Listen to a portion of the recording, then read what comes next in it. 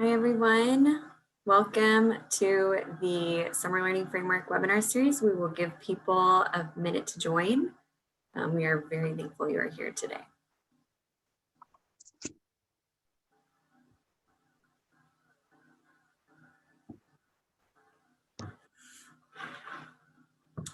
All right. We will go ahead and kick it off. My name is Shaylin Macedonio. I am with the Texas Education Agency. And today you have joined the Summer Learning Framework webinar series. The Summer Learning Framework is a webinar series that is part of the Summer Learning Framework that TEA has put together to help you guys design and plan for high quality summer learning programs. And today we're focusing on the third element of the webinar series, which is staffing and professional development. Today's webinar is brought to you by TEA. I'm going to do a few intros while we're here. I know I have Andrew Hodge on the call from the Texas Education Agency, Brian Doran as well from TEA. They are part of the Innovative Instructional Models team focusing on summer learning. This work is also brought to you by Wallace. They're huge supporters of summer learning. We partner with them at TEA. The RAND Corporation, which is where a lot of this research comes from, and the Learning Agenda. Hillary Overv and Katie Wilsey are with us from the Learning Agenda. Okay, so as we discussed, the Summer Learning Framework is really broken down into 9 elements. Today we're focusing on the third element, which is staffing and PD. So what is the Summer Learning Framework? I know we have a lot of acronyms at TEA, but we really want you guys to take advantage of this one. The Summer Learning Framework is a free suite of resources to help districts with design, planning, and onboarding supports to implement a high quality summer learning program. So the resources that you're leveraging, they could be for designing and implementing a summer program for this summer, or designing and implementing a summer program for summer 22. We said these are just resources we have designed to help you create summer learning programs. No application, no fee, just opportunities for you to access great information. And the framework is really broken down in 3 parts. The statewide webinar series, which you're obviously taking part in today, planning resources, tools, and example templates. Those resources and tools, each webinar has associated resources and tools, so we will go through those today. And then lastly, Texas Home Learning, the website, which is where you can find the Summer Learning Framework. There are THL summer units, summer specific units for high quality instructional materials that you guys can access. Many of them are free. So as you can see, this is the schedule for the webinar series. We just want to throw this, run this by you guys. In the green box, you can see today we're on the staffing and PD model webinar series. The webinar series is really broken up into 3 buckets: design and implementation, academics and enrichment, and operations. You might be noticing that there are more than 9 webinars on here, and that's really because we wanted to include some of the specific webinars around the THL summer units. All right, so we really want to make sure that you guys had some great resources to take away from the Summer Learning Framework. And the main one we're going to be talking about is the Summer Learning Framework Master Planning Tool. I'm going to navigate over to the THL website right now. If you go to Texas Home Learning /summer, this is where all the information is on the Summer Learning Framework. You can see more information on what it is. You can see the webinar schedule on here. You're able to register for the webinars, see previously recorded webinars, the slides that went with them. And then I'm going to navigate to, which is arguably one of the most important parts of the Summer Learning Framework. If you see right here, it says start here. This is really where we want you guys to start. The Summer Learning Work Plan Tool. This is like the master tool associated with the Summer Learning Framework. So if you go ahead and click on it, you can see that really what this is we took the 9 elements of the Summer Learning Framework you can see them here, design and planning for high quality summer learning, all the way to site operations. And we created a tool for you guys to plan through those elements. So if you're planning for summer 21, you're going to probably want to click the 3-month expedited planning phase, and it shows you how to incorporate the elements of a great, strong summer learning framework into 3 months of planning. If you're here planning for summer 22, you're probably going to want to click on the 12-month planning phase, which is going to show you how, given a year in advance, you can leverage the elements of a summer learning framework to plan for summer 22. So just want to make sure that you guys know the summer learning work plan tool is a must-have for planning for summer. And that is found on Texas Home Learning /summer. Additionally, on here, you can see the webinars. I'm going to scroll down to today's staffing and PD models. You can see the associated tools and resources, which we're going to talk about here, planning tools, additional resources like videos, and then of course, district examples. We all know we want to see what are other districts across Texas doing to really leverage some of the information we're talking about. We'll hear from East Central ISD today, which is super exciting, and see some of the examples of staffing and PD that they have pulled together for us. And then finally, one last plug on here. If you're already on the THL website, be sure to go up to the THL summer unit section. This is an area where you can see what are the recommended summer units that Texas Home Learning offers as part of the summer learning framework. You can see there's pre-K, math, RLA, and scroll down to see more information. Okay, back to the presentation. Summer Learning Work Plan Tool, as I said, it is going to help you guys plan on a 3-month or 12-month timeline using the categories we identified as key for Summer Learning Framework. All right, next I'm going to pass it off to my colleague, Hillary Oravec with the Learning Agenda. Hi, good morning, everyone. I'm Hillary Oravec with the Learning Agenda, and hopefully you were able to join us either yesterday and or Monday for the webinar series so far. But if you haven't, I'm a part of the Learning Agenda team, and we have worked for years with the Wallace Foundation and RAND on the National Summer Learning Project. And as Shaylin mentioned, that is the evidence base for the Summer Learning Framework. Our team has also been partnering with TEA around many of the tools that you'll find on the Summer Learning Framework. And today we're going to focus on staffing and PD. I'm really excited to have a colleague, Irmajine Gauna from East Central ISD join us today so that she can help bring this work to life. Okay, and so for today, again, we're going to walk through a tool that will help you understand how you can take some of the evidence-based practices and apply them to your own work. You'll get to see that through East Central ISD's plan within the tool. We're excited about that. And overall, we hope that you'll walk away today feeling aware of the evidence base, equipped with real-life examples, and prepared to actually apply them to your own work. And so before we launch in, we want to hear from you. Why do you think effective hiring practices and professional development are so critical to a successful summer learning program? I have my colleague, Katie Wilsey from the Learning Agenda here. We're going to see if we can get a couple quick typers in to respond and see what people think. And then I'm going to share just 3 thoughts of many of why this is so important. Hi, Sonia.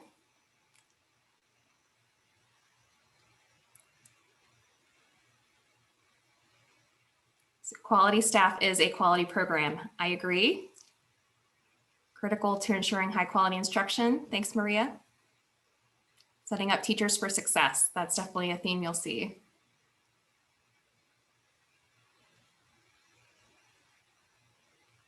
Need to get to the optimal level and make sure you're actually taking advantage of the investment that you're making.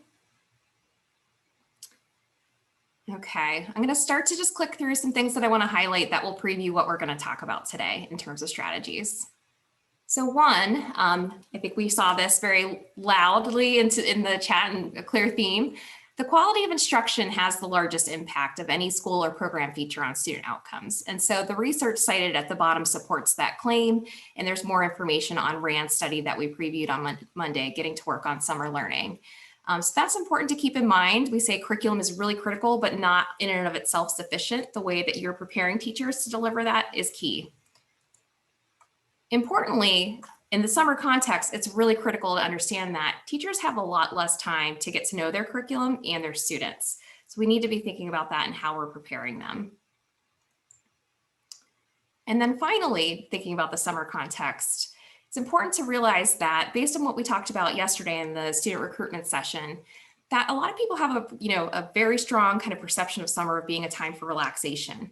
And so without clear messaging about the urgency around summer learning loss and the importance of the program and combating that, teachers might have a take it easy attitude during the summer. And so what we've seen and what we'll talk about is how key instructional time can be lost as a result. And ultimately that'll have diminishing returns for students on their academic benefits. So Katie, I'm curious if we saw anything else come through in the chat that we'd want to highlight. Yeah, I love this from Danya. It's quality staff plus PD is the perfect combination for a successful summer. So I think that's a great sentiment to carry us into today's session. Yeah, great formula for success. Thank you. Okay, so I have 3 quick research slides and then we'll get into the tool and start talking to Ermagene. So thinking about recruitment from the start and designing who do you want to be a part of your program. One thing we know from the National Summer Learning Project is that it's really critical, kind of going back to thinking about having less time to get ready for summer, that you are hiring and matching people who have content knowledge and grade level expertise for your program. And so one of the things that RAN found in the very first summer that they visited programs as a part of the National Summer Learning Project is that teachers were performing checks for understanding, which is something that they identify as a key practice for quality in less than half of the classrooms. And so often was the case that a teacher might have been assigned to a different grade level during the summer or may not have the content knowledge. And so if that's happening, it's very likely that if a student has a misunderstanding of what's happening, they're going to be less likely to see that and to be able to offer an explanation that's developmentally appropriate to help that student. So that is just one of the key things that we want to emphasize is critically important, both in who you're recruiting, but also then matching with students. Secondly, just to be aware as you're recruiting teachers, particularly in the COVID context, I think we've all talked about teacher burnout and how it might be a little bit more challenging this year to motivate teachers to come into the program. One of the big things is to think about, teachers might just generally not be familiar with what it's like to teach in summer learning and not understand what that looks like. Overall, RAN found that teachers that teach in summer learning programs really enjoy it, about 90% satisfaction rate. And so one of the things that you want to do is just advertise, how is this different from the school year? Could this even be a break in a way to help students who have just gone through a really challenging context kind of re-engage academically and with one another and you? So you want to advertise the attractive benefits of in-program features of the program. So the key point that we wanted to pull out here for the National Summer Learning Project, we know some of the model features that people really appreciated through those teacher surveys, and I wanted to call them out here. And so teachers really appreciated having supportive site leaders. They really appreciated having new curriculum in the summer that was different from the school year. They appreciated small class sizes. So we define that as 15 to 1. Only having to teach one subject, a half-day schedule, which is very different from the school year. And most importantly, an opportunity to really build relationships with students in a way that wasn't necessarily possible in the school year. So these features may not be present in all of your models, but to the degree that they are, definitely advertise them. Okay, hiring, a few things just to call out here. Encourage promising teachers to apply. So teachers who are fantastic teachers may have other plans or just thinking differently about summer. But if you go to them and say, this program is really important to our kids, particularly now in the pandemic, we really think that you're one of the best people that could be a part of the program, and we really want you specifically to be a part of it, you might be able to win them over. So better than if they just saw a blanket announcement. So one of the things that RAN recommends is just identifying a pool of your most promising teachers. You can work with principals or others to do that, or look at data if it's available. And then in terms of just reaching out to teachers, that personal outreach is really important. And if they can hear from a principal or superintendent to say why they think they specifically should be in the program, that can go a really long way. Another finding, hiring based on motivation and performance. Some of the districts in the National Summer Learning Project had teachers just respond with a very short kind of statement or paragraph on why they wanted to be a part of the program to kind of help illuminate why they were interested. I wanted to make sure that I carried through matching content and grade level experience. I note here that's not only important for academics, but also enrichment. So more on developmentally appropriate than grade level for enrichment, but certainly RAND found that there was often, even in enrichment, a mismatch between expertise of the person leading a class and what the class was about. So for instance, if you're going to provide swimming, which is a wonderful summer activity, the person leading that needs to know how to swim and also how to teach kids to swim. And then finally, a key thing to think about with your summer model and what's possible with your resources. In the first year of the National Summer Learning Project, many of the districts were not hiring special ed teachers because they thought, based on the class size ratio, students with 9-month IEPs, this isn't necessary. And then they found that it was. In the next summer, they moved to hiring special ed teachers for half a day to cover academics, but not enrichment. And then there was a clear difference in behavior between the morning when they had that additional support and in the afternoon. So in the third year, those districts really prioritized resources to make a shift to have coverage with special education teachers who are trained throughout the day. Okay. All right, last research slide. So on professional development tips. So number one, RAND recommends providing sufficient paid professional development time before the program. When they looked at teacher surveys and looked at who felt the most prepared, they found that the district that provided 3 hours for English language arts and 3 hours for math, that the teachers were kind of most satisfied with their professional development experience and felt ready for the summer. So think about that in terms of dosage. The most critical objective overall that they'd emphasize is that professional development really needs to be about familiarizing teachers and all instructional staff with the summer curriculum. And so that means opportunities to see it in action. So you're demonstrating that for them and also giving them opportunities to practice. And kind of going back to what Shaylin highlighted earlier, we understand that if this is something that districts can't take on in the short amount of time to get ready for summer, there's an opportunity to do this through CRMSI summer pilots. So definitely think about that as an opportunity to be able to align to the evidence base within your school and district. In terms of messaging, so just above and beyond practicing with curriculum, again, it's really important that teachers that go through your PD walk away understanding that academics is really critical to overall summer fun and that they should be working to protect that time because of perceptions around summer. And then finally, focus on avoiding common culprits of loss of instructional time and how to check for understanding. So I'm going to go to the figure on the right of the slide. And what you'll see here is what RAND found in terms of the intended dosage, so academic time in programs, and how much was lost in each of the districts. And so this includes a combination of both absenteeism as well as time lost during the day. But if you even took out absenteeism, they found that districts were losing at least 10% to a quarter of all intended instructional time because of things like weaknesses in the schedule. I think we talked about that a little bit earlier, not planning for transition time, but within classrooms themselves, just starting late, ending early, and just the cumulative effects to that. So if you're really planning for kids to have a specific amount of dosage to get outcomes, it's important to think about protecting that time. And again, thinking back to what we shared about checks for understanding, that's really key to instructional quality. So just make sure that these are some things that you're baking in around strategies. Okay, all right, so we're gonna pause here. I wanna see if there's some questions that have come through the chat first. And as we go through those, I wanna encourage you all just to share in the chat as well with any questions you might have. So just step back and think about your vision for summer learning. And based on that, what are some of the most important criteria within the staff that you're going to hire within your program? We encourage you to think, above and beyond just their expertise to their own qualities, skills, and mindsets. And we'd love to hear from you. So Hillary, we have a couple resource-related questions. The first is whether or not there are examples of summer applications for hiring that are available. And I think we have, there's some links to summer job descriptions, but I think that is a resource we could look at cultivating and adding to the site following today's session. It's a great question from Catherine. There's a second question I think that perhaps the TEA team would be able to address more, which is around the THL CRMSI PD and how that will work. And I know that will be addressed a little bit more in the unit sessions coming up next week, but Andrew or Brian, anything you can share quickly about that?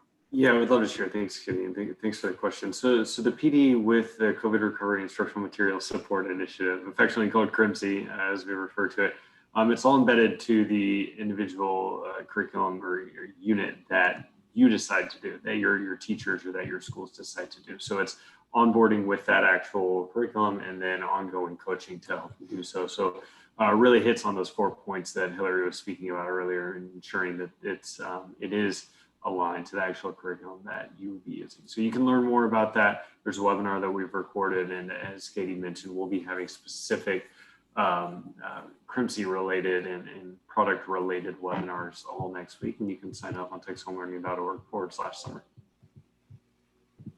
Great, thanks. So a couple of things coming in through the chat in response to this question. Veronica shared an SEL mindset as being some of the most important criteria for staff. Echoed by Tori around the focus on the whole child. Akira sharing around cultural responsivity, passion for teaching. We've seen that come up in a few places around sort of passion and enthusiasm. Kim shared a sense of urgency and the ability to kind of help address both behavior and academic concerns fluently are some priority kind of criteria and skills. Wonderful. I love all of those. It's good to see some themes reinforced and some new ideas and pulling out things like SEL. So I just encourage you, when we go into the tool and actually walk through the process of thinking about staffing and job descriptions, to think about these things and how you might make sure that you're infusing them into your job descriptions, into your interview process, and so forth. Okay. All right, now for the exciting part of the presentation, we have Irma-Jean Gauna from East Central ISD. Her district has gone through a strategic revamp of their summer learning program. They've had a long history of summer learning in East Central, but this year have really shifted their model to focus on a superstar camp. And so Irma-Jean's going to share a little bit about their overall vision and goals for summer, and then we're going to go into the tool for staffing and PD and see some of the work that she's done over the last year. So Irma-Jean, would you mind just sharing some information about your program? Sure, yes, thanks, Hillary. Hello, everyone. I'm Irma-Jean Gauna here in East Central ISD, which is on the southeastern side of San Antonio. If you're not familiar with East Central, it's true, we have had programs like many of you for years here in East Central during the summer, but going through the cohort with ADSE, we really were able to compare our kind of practices against what research has been telling us. And it's really been a refreshing experience to kind of change, and what a better year to make some changes during our summer program than this year, when a lot of even parents are interested in what are you offering for my child during the summer. So we will have our Superstar Camp. It is available pre-K through 5th grade. And Superstar Camp is really one program under our big umbrella of summer programs here in East Central that we just kind of have branded as Summer at ECISD. It's something that our parents, our community has come to really expect from our district. So we're hosting Superstar Camp at one central campus. And one change that we have made is going from a 16-day program to a 20-day program, which is more in alignment with what research shows the dosage is to really have an impact on student learning. We're pulling from 7 campuses, so we'll have it at one central campus just because of food services. It's easier for food services, health. The nurse will be on that one campus serving them, and also transportation. And so we're branding it as, I think we heard from Snyder yesterday, the whole idea of this is no cost to parents. And then our students are going to have breakfast, lunch, and actually a after school afternoon meal, which they're calling a supper, provided to them every day. And so we'll have our EL pre-K 1st grade program there, as well as our ESY for some of our special education population. We're hoping to recruit 10% of our population, and I think we'll talk a little more about that later on going through the tool. Of course, we'll have ELAR and math instruction for 3 hours, and then 3 hours of enrichment. So we're really trying to brand this as an enriching program for both students, teachers, and possible future leaders in our district this summer. Thank you. That's really helpful background as we go through your staffing and PD plan. So you'll see some of this come to life in terms of how they're thinking about staffing their model. I'm going to take you all, fortunately I'm at the bottom, over to another district example like we looked at yesterday for Snyder. This is Essential's staffing and PD plan. We put their information in the blank tool that is available to you on the Texas Home Learning Summer site. And so both the blank tool that you can take, make a copy of and use in your own program, as well as this Essential example are available to you online. They're already there. There's a job description that we're going to look at. It's also online. And so we left in, as I mentioned, the introduction of that tool, just so you can see that there's a nice recap of some of the information that I shared with you. And then it also outlines the different steps that you'll see in this plan. So this one has 5 steps, one of which is around documenting underlying assumptions about student attendance. So you think about how many staff you actually need for your model, identifying essential job functions, developing job descriptions based on that, and then thinking about your hiring timeline as well as your PD plan. So we're going to walk through that and see what Essential's work looked like in those areas. Okay, so step 1, you'll see a table with their information. This information on the left with the blue will be available in the tool, and that the information on the right is Essential's information. So you'll see, as Irma Jean shared, they have one centralized campus. You'll see the students that they're targeting from 7 different campuses and the numbers, their enrollment goal and how they were working to estimate how many no-shows they might have, how much attrition throughout the summer, and then figuring out how many kids they should actually enroll if they want to over-enroll and have 440 regularly attend. We have their target ratio, and they're thinking about special populations rather. And then finally, they outlined who all is a part of their planning process around staffing and PD. And I love that there's a nice mix between central office people. They have their director of curriculum instruction involved. Irma Jean is the summer learning project manager, as well as the coordinator for early childhood and curriculum support. They're getting IT involved, HR, as well as principals for campuses that are involved in the program. And so Irma Jean, just looking back through this table, can you share some of the work that you did with this group around some of the underlying assumptions about the number and needs of the kids that you'd be serving? Sure. I think one of the biggest things that we had a realization around was that our attendance goal and our enrollment goal had to be different. So we would, in the past years, we would walk into some of the Superstar Camp classrooms about the 4th week of the program, and there might be 3 or 4 students. So we had lost students throughout the month. So that idea of really over enrolling and recruiting students so that by week 3 or 4 we still were at our target attendance goal of 440. That was and to do that we really had to up our game on recruiting students and just the advertising around that. I know we saw a great example from Snyder yesterday, and we did copy their flyer or ideas around their flyer. But that was a big realization that we came to, as well as just who we had on our planning committee. And that really came from that learning community around ADSE and putting together our steering committee, which we had not had before.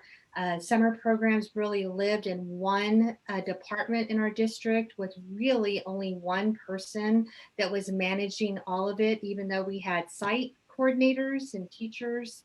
But we really wanted to get that cross-district, cross-department buy-in, as well as having campus principals on this committee.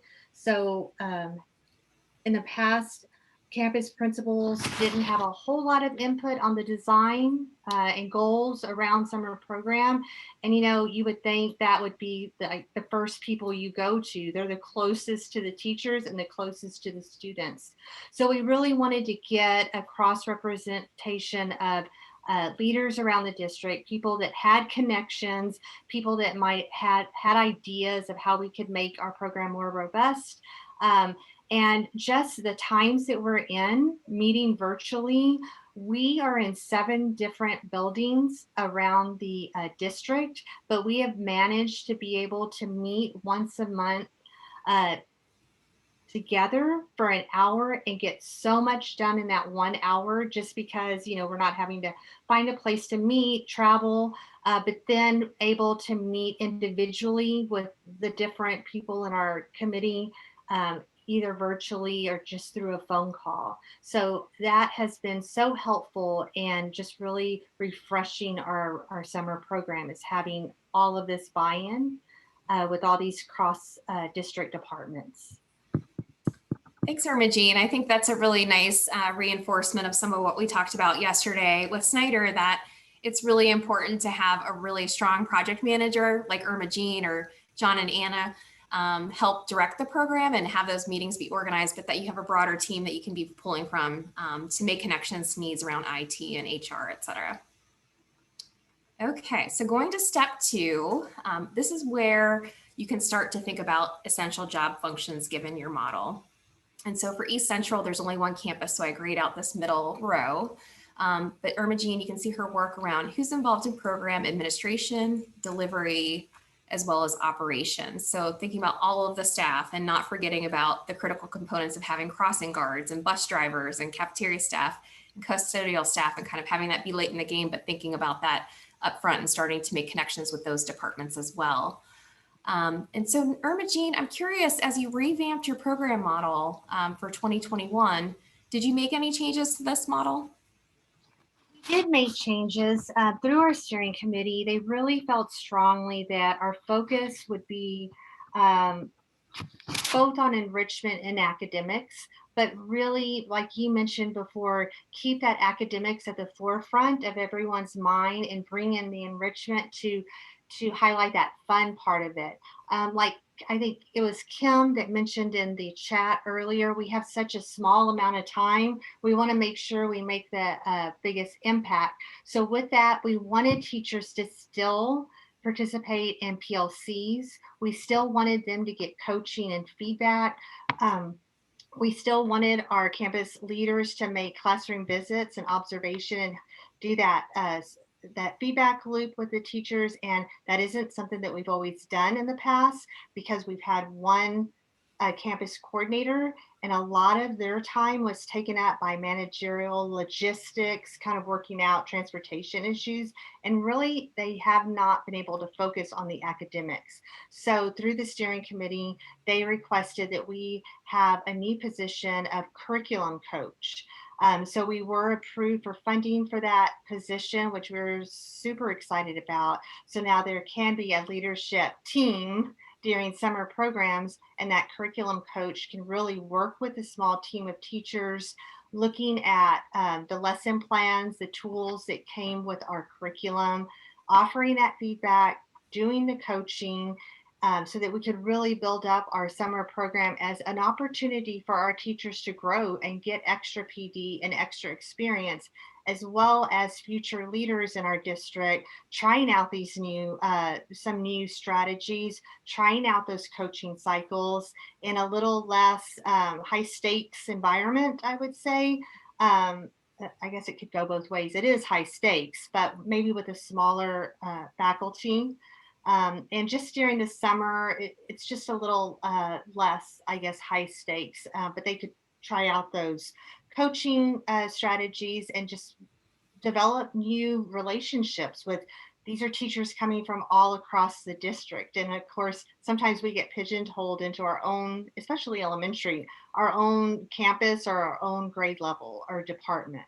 So I would say that would be the biggest change that we had, is adding that curriculum coach. And we're just really excited about what possibilities that will hold for us for our program.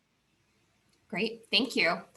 I'm going to move down to job descriptions, and just so you have a sense, there's 4 different job descriptions from East Central included in here, one of which is on the Texas Home Learning website. I'm going to hop over to that. This is the one for the new curriculum coach.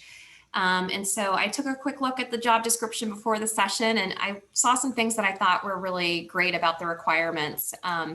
So, Irma Jean and team are calling out that, classroom observations will be a key part of the role to help inform coaching and overall, instructional improvements. that they're going to assist teachers in tracking and analyzing data to modify upcoming lesson plans. How fantastic for that. They'll provide some one-to-one and group coaching around high quality instruction, and that there's pulling in language like campers here, which I love. So it's helping communicate expectations around the overall feel and culture of the program. So Irma-Jean, anything here that you would want to call out about your description? We're going to look through how you put this together through the tool in a moment. Just curious if there's anything you'd like to draw attention to. Well, just the fact that we wanted to make sure it was clear that they would be making those classroom observations to provide the coaching and the feedback to teachers.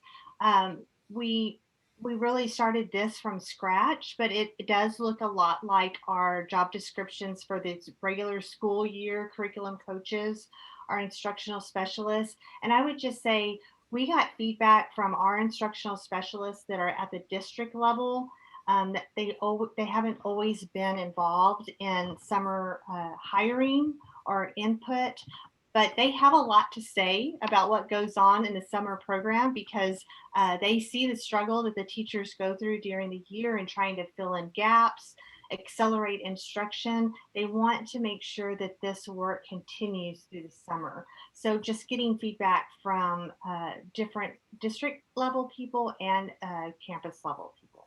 Okay, thank you. Katie, I want to do a quick check. Have there been any questions for Irma-Jean that have come through that might be helpful to talk about before we continue to go through? Yeah, we had one question from Tori Hernandez. Can you talk about, Irma-Jean, like how you approached securing your principals for the program? Was it a choice for them to host and be involved? What did that look like? I saw that question, and as far as who hosts the program, what campus it is, they already know that when I call and I say I wanted to request a meeting with you about summer programs, the principals kind of already anticipate, oh, it's going to be my turn this year. So we do try to rotate it. It's not always a choice. I mean, we do ask them in a way that helps them feel like they have a choice in hosting it or not, but it really does come down to logistics. And our district is large. Not that we have a lot of students like some of the districts on this call, but we cover a lot of land. So we have some schools out in the country, and then we have some schools, in the city. And so we want to make it convenient for our families, as well as being good budget stewards of our transportation budget. So Oakcrest is right really in the middle of all of these campuses, and it just makes sense to have it at that campus. So they're all willing, and they know that we take turns. So they're a tight group of principals. They take care of each other, so they know they're doing it for the good of the district. Thanks. That's great, thanks.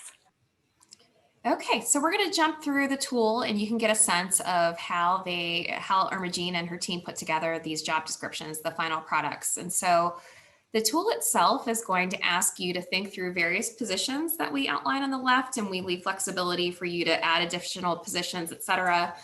So in the tool, we certainly have academic instructors, enrichment instructors, you'll see the coaches and other roles. A new feature of this tool is we pulled in some of your work on the marketing and recruitment tool on why should people want to be a part of your program. So that compelling why, and thinking about advertising the benefits and why people should want to be involved. There's a column to think about the roles, responsibilities, and expectations, criteria, required skills, who people are reporting to, and the pay rates. So I called out different things in various positions that I thought were interesting here. I thought that, again, the message to teachers and other staff is that they should want to help close students' achievement gaps and opportunity gaps and hone their teaching craft through professional learning. So a lot of these themes that we talked about why teachers might care are coming through loud and clear in this core banner message rather. I liked that things like using assessment data to refine and adapt instruction were called out and kind of clear. Irma-Jean and other people in her district are making sure that they have certified teachers in these roles and that there is demonstrated competency in their core academic subject area. I love that across all of the descriptions, you'll see that up front and center is that whomever is taking these roles, they need to believe in and be committed to the vision, values, and culture of the summer learning program. So you'll see that for every single role. You'll see some of the other messages that we saw reinforced yesterday of why people should want to be a part of the program down here. You'll see other aspirational messaging around creating positive, achievement-oriented, organized, and engaging learning environment, serving as role models, so actively engaging with kids throughout the day, ideally at lunchtime, during breaks, not just in their own classrooms, building relationships. And then now we get to position 3, which is the campus coordinator. And again, you can see Irma Jean's early work that ultimately landed in the job description that's online. So she's really looking for people. Again, many people, I think, for these roles are always thinking about leadership pipelines. So that seems very loud and clear to me too. Like if I want to advance, like this is something that I might consider to kind of be able to talk about why I should be in the next role that I want to be in. And same with paraprofessionals. So again, I think one of the things that we talk about is if you want your paraprofessionals to actually be assisting in the delivery of academics and not just handing out instructional materials, it's important that they are also a part of the PD around the curriculum and have opportunities to practice with lead teachers around that. And I also see that that kind of overall goal and expectation is pretty clear in this job description. Okay, the last thing I want to call out is that once you've done these steps, there's a different budget estimator tool that's in the framework. And just know that once you have these steps done, you can go in there and basically see how much your staffing model is going to cost and make adjustments from there. And so there's just a reminder of that and a way to link over there. Okay, I see some questions coming in. I'm going to pause. Katie, do you mind just? Yeah, sure. So Irma Jean, 2 questions for you. First, is from Kim asking about if your feedback was T-test aligned or did you use another framework for that? As far as feedback for the job descriptions, I believe that's right. I'm assuming that's right. We did consider the domains, a planning domain, definitely. Our instructional specialists don't have a lot of experience with T-test because we're at the district level. But our instructional specialists work a lot with our academic facilitators on each campus, which really lead the PLCs, lead a lot of the professional learning opportunities. So their feedback was really based on what they see is happening on the campuses through planning, through PLC, even through misconceptions that teachers have as far as instruction. So really making sure that that coach had knowledge of that and could speak to that and coach around those misconceptions.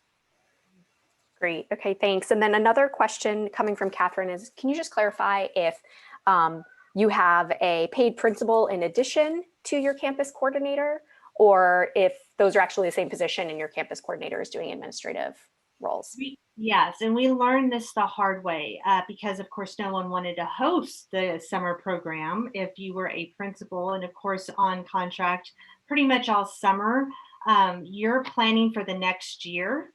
So having the summer program and having to manage that and planning for your own campus for the next year was really, really a heartache, which I'm sure you can imagine. So the summer coordinator acts as the summer principal and administrator. So while the actual campus principal is still there on campus, like at Oak Crest, Ms. Barnes is still there, we really tried very hard to equip the coordinator and will the coach to be able to handle any logistic problem, management problem, parent concerns, so that that principal, the campus principal, does not need to feel obligated to address those concerns. The coordinator will really take care of those concerns.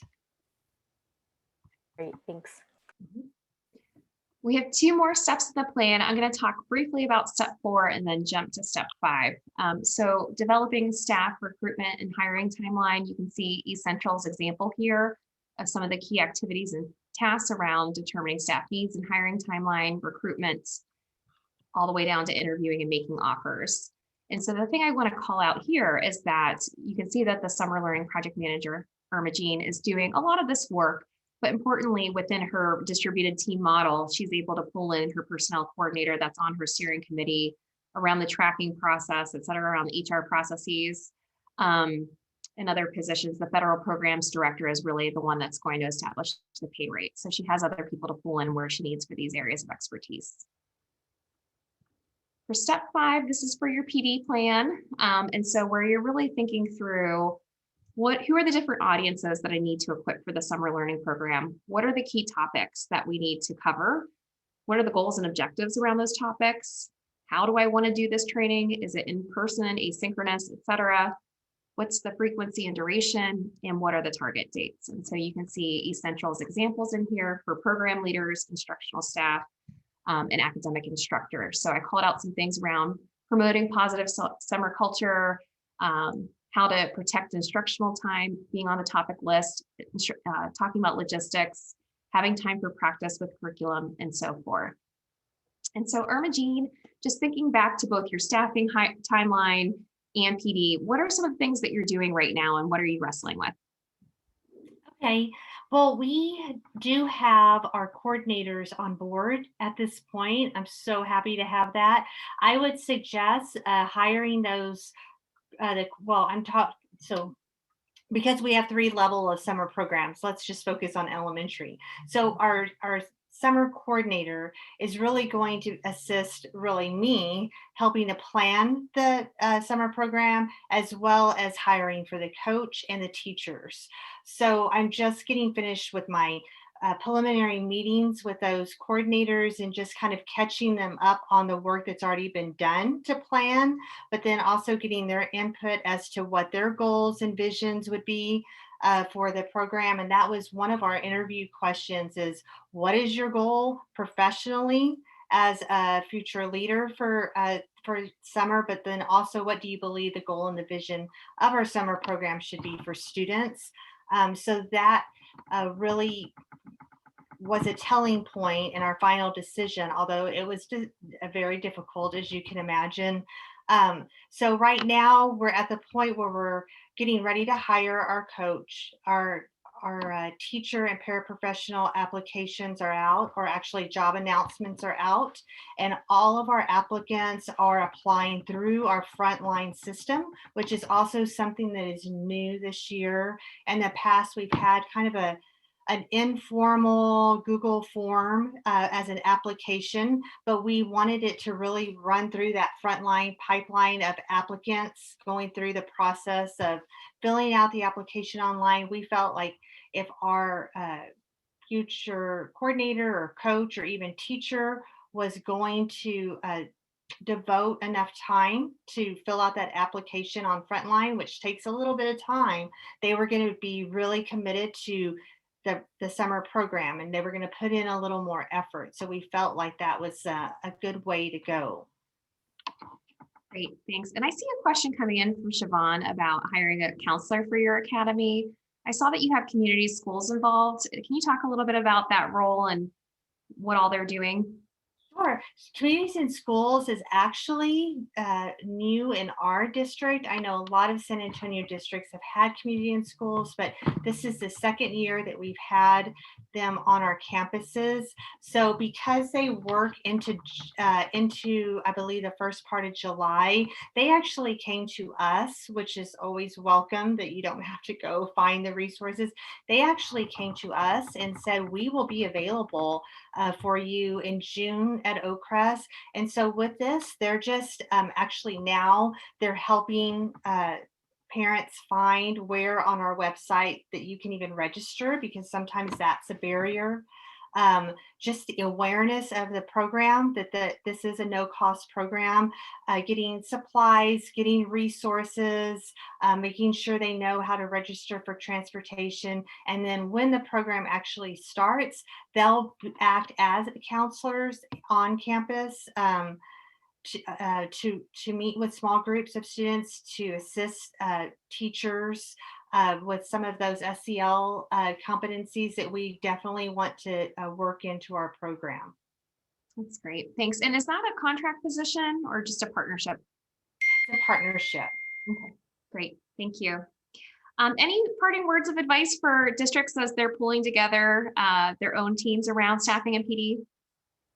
I would just say time is one of the things you asked what we're kind of wrestling with right now, and it is time. Knowing that coordinators have a full-time job right now in their regular position, coaches will as well, but we also want to recruit and hire the best of the best teachers. So just calendaring and planning in advance and coming up with ideas and tools to kind of, I guess, sift through those applications before you even start hiring. So we have a couple of tools that are technical assistance through Bell Excel. There are partners that we have been able to partner with through our ADSI grant. They gave us some tools so that we could go through and just kind of look at our applicants and see like who really fits our vision, who's going to fit our culture and climate, who are those teachers that really want to be here to make a difference and to grow students rather than just kind of have a extra summer job. And so we really want those teachers to kind of lift up to the top, and those are the ones that we want to interview and give this opportunity to. Thank you so much, Irma Jean. Thanks for sharing your story and your artifacts that we can all access after the fact. Really appreciate your time today. And I hope you all have a wonderful summer. And so I have a couple quick hits before I hand it back over to my colleagues at TEA. I wanted to share a couple other examples from the districts that we've been connecting with in Texas about how they're thinking about PD this summer. And so when we looked at timeline, many of the district partners that we're working with are focusing on professional development oriented training happening throughout May, and then switching in June just before the programs generally start to being more around orientation, logistics, et cetera. So they are separating them kind of based on what we covered earlier. Most of them are thinking about hybrid PD and thinking about where do we really need face time versus what can we do asynchronously or online. They also noted, though, a couple of the districts that we're working with that some of the online sessions that they're offering or asynchronous content that they're thinking intentionally about just making sure they're having checks for understandings and or focus groups so that they know that teachers really do feel equipped and ready to jump in this summer.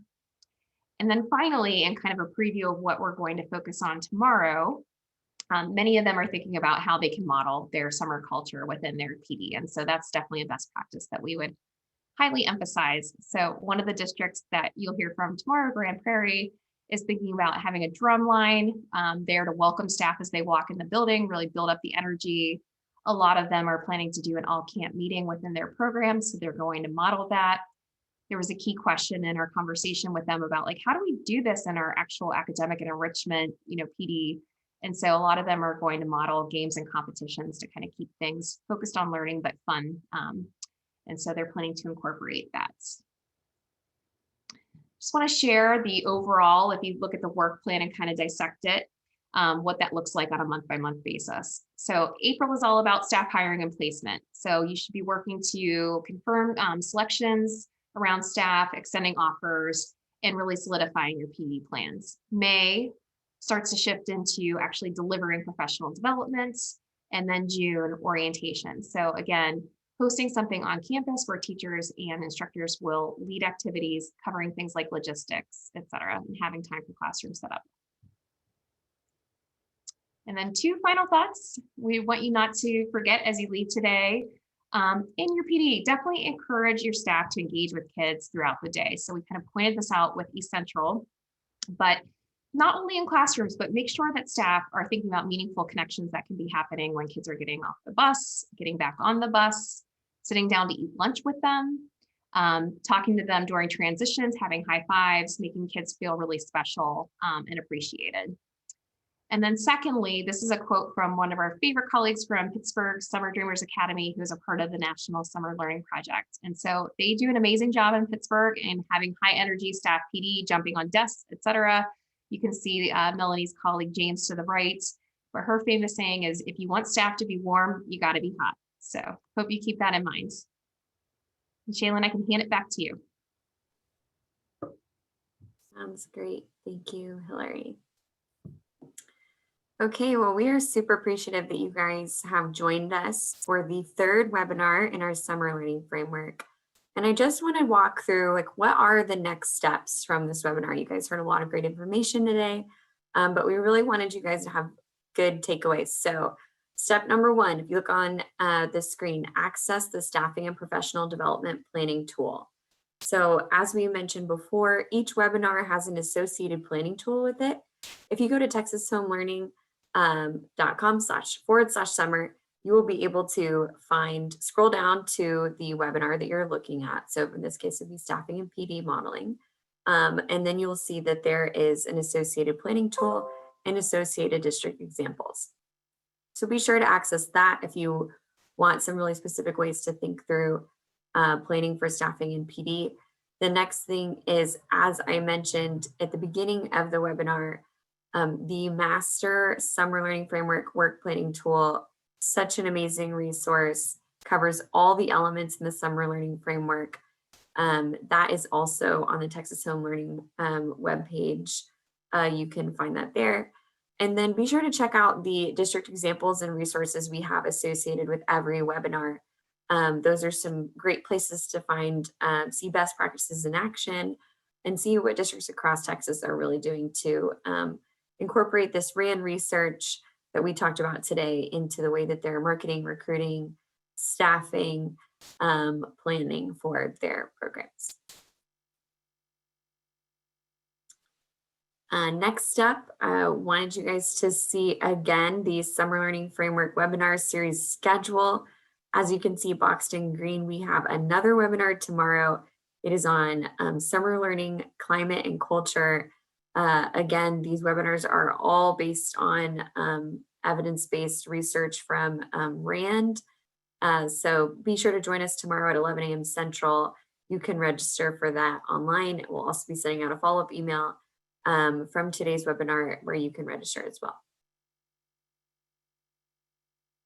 Lastly, put the Summer Learning Framework plug aside. We are switching gears to talk about CRMC. You guys heard CRMC talked about on the call. CRMC stands for the COVID Recovery Instructional Materials Support Initiative. So when you think about TEA's Texas Home Learning is essentially a suite of resources. Some of them support summer, like the Summer Learning Framework, and then one of them is a COVID recovery resource called CRMC. The link to CRMC should be in the chat, but it's on the Texas Home Learning webpage under instructional materials, I believe. CRMC really is bucketed into 3 opportunities right now that districts can take advantage of. There's CRMC Spring, which is spring adoption coaching for the 21-22 school year. You can enhance teacher supports for next year by working with the coach to determine what THL products meet your school's local needs. There's opportunities for you to seek enhanced supports in terms of getting kids caught up post-COVID. Applications for Spring CRMC close April 9th. And that deadline is actually the same for the CRMC Summer Pilot. So if you are thinking about, okay, how can I get extra supports for my teachers this year in terms of professional development for the summer, teacher stipends for the summer, we're looking for summer specific instructional materials that are high quality and meet TEAC's level criteria. You can find that all by participating and applying for CRMC Summer. Those applications close April 9th as well. And they are, again, CRMC Summer is customized for Texas summer learning programs. Finally, want to go back 1 second, Hillary. Lastly, final plug, CRMC full year pilot. If you are looking to just completely leverage the resources that TEA has for COVID recovery for the 21-22 school year, check out the CRMC full year pilot. And you can use it to support select materials and facilitate operations for full year implementation of Texas Home Learning. Those applications close June 11th. Just want to say thank you guys so much for joining us today. If you have follow-up questions, please go ahead and reach out to us at texashomelearning@tea.texas.gov. Be sure to check out the Texas Home Learning webpage online, and we hope to see you at the webinar tomorrow. As you're leaving, we'd love for everyone to share 1 to 2 takeaways from the session that you're going to apply to your summer planning in the chat. We love hearing from you guys. We love taking your ideas, putting them in FAQs. So anything that you learned today, love to hear it on your way out the door, and hope you guys have a great rest of your day.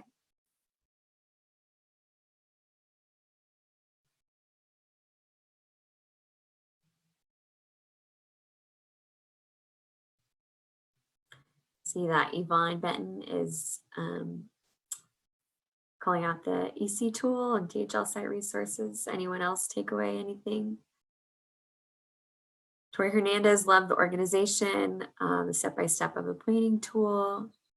The plan from East Central was a huge success. That's great.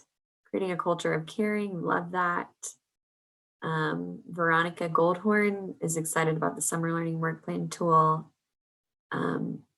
Cleo is excited about the detailed plan for PD. Kim is, enjoyed the tips about training and orientation. Seeing a theme here about organization, culture, creation. So these are all great, guys. Love seeing that y'all walked away. Thank you again, everyone, for joining, and we hope to see you tomorrow.